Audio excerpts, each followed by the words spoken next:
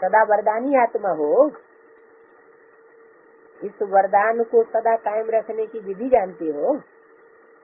सबसे सहज विधि कौन सी है जानते हो? सदा सर्व के और सेवा में सहयोगी बनो। तो सहयोगी ही सहज योगी है। कई ब्राह्मण आत्मा सहज योग का अनुभव सदा नहीं कर पाती है। योग कैसे लगावे, कहाँ लगावे, इसी क्वेश्चन में अब तक भी बने हुए हैं। सहज योग में क्वेश्चन नहीं होते हैं, साथ साथ वरदान है, वरदान में मेहनत नहीं होती है और सहज स्वतः ही रहता है। जो सहज योगी और वरदानी आत्मा होती है वो स्वतः निरंतर योगी होती है। अगर निरंतर नहीं रहते हैं तो इसका कारण क्या है? प्राप्त हुए वरदान को व ब्राह्मण जीवन की अलौकिक गिफ्ट को संभालना नहीं आता। स्मृति द्वारा समर्थी रखने में अलबेले बन जाते हो। नहीं तो ब्राह्मण और सहज योगी न हो तो ब्राह्मण जीवन की विशेषता ही क्या रही? वरदानी होते भी सहज योगी नहीं तो और कब बनेंगे? ये नशा और निश्चय सदा याद रखो। ये हमारा जन्म का वरदान है। इसी वरदान को सर्व आत्माओं के प्रति सेवा में लगाओ।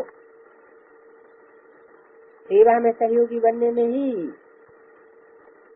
यही विधि है सहज योगी की।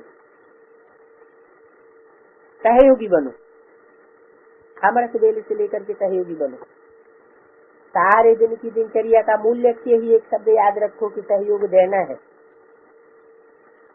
और सहयोगी बनना है।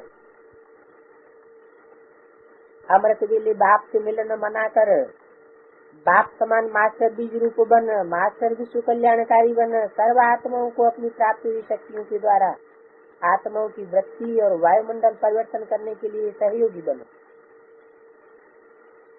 बीज द्वारा सारे वृक्ष को रूहानी जल देने के सहयोगी बनो, जिससे सर्व आत्माओं रूपी पत्तों को प्राप्ति के पानी मिलने का अनुभव हो जाए। ऐसे अमृत बेले से लेकर जो भी सारे दिन में कार्य करते हो, हर कार्य का लक्ष्य सहयोग देना हो। चाहे व्यवहार के कार्य में जाते हो, प्रवृत्ति को चलाने के कार्य में रहते हो, अलौकिक संबंध में रहते हो, अलौकिक सेवा में रहते हो, लेकिन सदा ये चेक करो लौकिक व्यवहार में भी स्वप्रति व साथियों के प्रति शुभावना और कामना से वायुमंडल रूहानी बनाने का सहयोग दिया, ये चेक करो। वैसे ही रिवाजी रीति से अपनी ड्यूटी बजा करके आ गए। जैसा जिसका ऑक्यूपेशन होता है वो जहाँ भी जाएगा अपने ऑक्यूपेशन प्रमाण कार्य जरूर करेगा। आप सबका विशेष ऑक्यूपेशन ही है सहयोगी बनना, तो कैसे भूल सकते हो? तो हर कार्य में सहयोगी बनना है, अर्थात सहयोगी बने ही जाएंगे।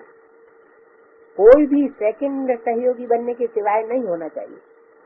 चाहे मनसा में सहयोगी बनो, चाहे वाचा में सहयोगी बनो, चाहे संबंध संपर्क के द्वारा सहयोगी बनो, चाहे स्थूल कर्म द्वारा सहयोगी बनो, लेकिन सहयोगी जरूर बनना है।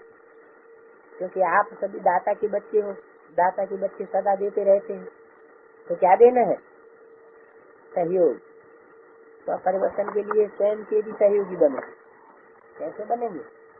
साक्षी बन स्वके प्रति भी सदा शुभ चिंतन की वृत्ति और रूहानी वायुमंडल बनाने के स्वप्रति भी सहयोगी बनो।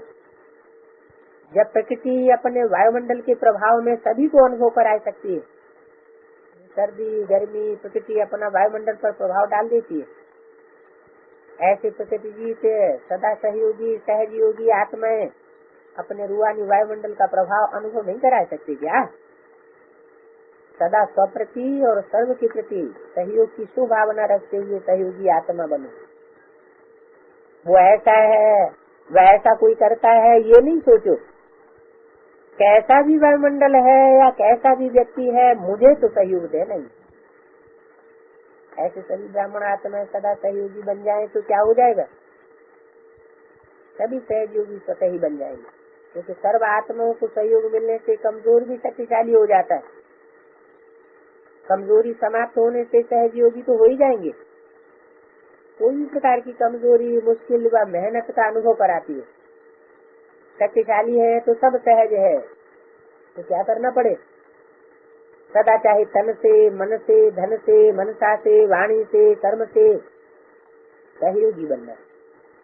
अगर कोई मन से नहीं कर सकते हैं तो तन और धन से सहयोगी बनो, मनसा वाणी से नहीं तो कर्म से सहयोगी बनो, संबंध जुड़वाने व संपर्क रखाने के सहयोगी बनो, सिर्फ संदेश देने के सहयोगी नहीं बनो, अपने परिवर्तन से सहयोगी बनो, अपनी सर्व प्राप्तियों के अनुभव सुनाने के सहयोगी बनो, अपने सदा हर्षित रहने वाली सूरत से सहयोगी बनो, किसी को गुणों के दान द्वारा सहयोगी बनो, किसी को उमंग उत्साह बढ़ाने के सहयोगी बनो, जिसमें भी सहयोगी बन सकते हो उसमें सहयोगी सदा बनो। यही सहज योग है।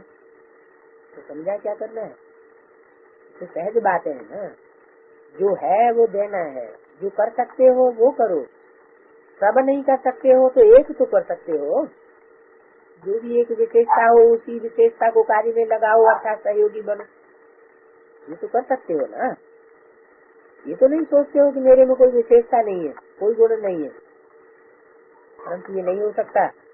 ब्राह्मण बनने की भी बड़ी विशेषता है, बाप को जानने की बड़ी विशेषता है, इसलिए अपनी विशेषता द्वारा सदा सहयोगी बनो। अच्छा, ऐसे सदा सहयोगी अर्थात सहयोगी, सदा अपने श्रेष्ठ व्यक्ति द्वारा वायुमंडल बनाने की सहयोगी आत्मा, कमजोर आत्माओं को उत्साह दिलाने की सहयोगी आत्मा, ऐसे अमृत वेले से हर समय सहयोगी बनने वाली आत्माओं को बाप दादा का याद करें।